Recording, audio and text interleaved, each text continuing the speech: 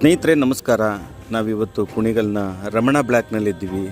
ಇವತ್ತೇನಪ್ಪ ಒಂದು ನೋವಿನ ವಿಚಾರ ಅಂತ ಅಂದರೆ, ನಿಮಗೆಲ್ಲ ತಿಳಿದಿರ್ಬೋದು, ಕನ್ನಡ ಸಿನಿಮಾ ರಂಗದಲ್ಲಿ ತನ್ನದೇ ಆದ ಖ್ಯಾತಿ ಮಾಡಿದಂಥ ಪವನ್ ಒಡೆಯರ್ ಅಂದರೆ ಅವರು ತಾಯಿ ಇಂದು ನಿಧನರಾಗಿದ್ದಾರೆ. ಕನ್ನಡ ಸಿನಿಮಾ ರಂಗದಲ್ಲಿ ನಾವು ಪವನ್ ಒಡೆಯರ್ ಅಂತಿದ್ದಂಗೆ ನಮಗೆ ಹಲವಾರು ಚಿತ್ರಗಳು ನೆನಪಿಗೆ ಬರುತ್ತೆ.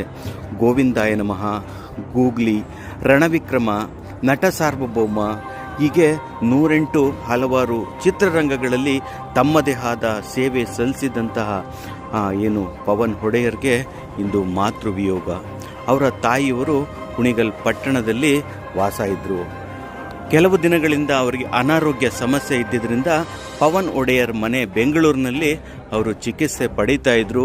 ಆದರೆ ಚಿಕಿತ್ಸೆ ಫಲಕಾರಿಯಾಗದೆ ಜೀವ ಇಂದು ಮೃತಪಟ್ಟಿದೆ. ಹಾಗಾಗಿ ಅವರ ಅಂತಿಮ ಆಸೆಯಂತೆ ಕುಣಿಗಲ್ ಪಟ್ಟಣದಲ್ಲಿ ಅವರ ಸಂಸ್ಕಾರವನ್ನು ಮಾಡಬೇಕು ಅಂತ ಸಕಲ ಸಿದ್ಧತೆಯನ್ನು ಮಾಡಿಕೊಂಡಿದೆ. ಅವರ ಮಕ್ಕಳು ಸೇರಿದಂತೆ ಸಂಬಂಧಿಕರು ಕೂಡ ಎಲ್ಲ ಒಟ್ಟಾಗಿ ಸೇರಿದ್ದಾರೆ.